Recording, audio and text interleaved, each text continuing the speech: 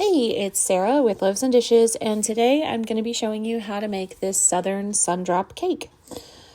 Okay, so you're going to use a loaf pan for this,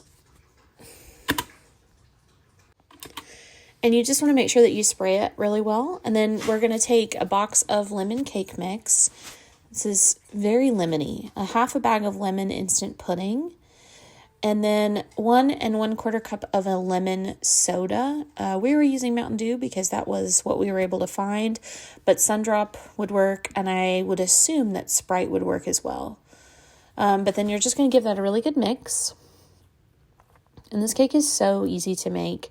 And the lemon pudding is, the instant pudding mix is going to make it real moist, and it's going to make it like a really great cake. So this is super easy to take to like family get-togethers and that sort of thing.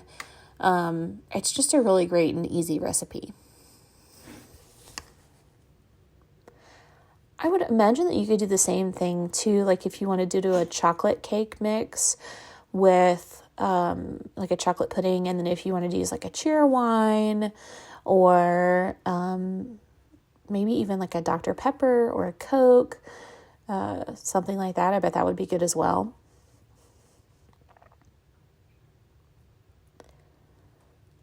So, and then once you have this all mixed up, you're going to pour that into your prepared loaf pan.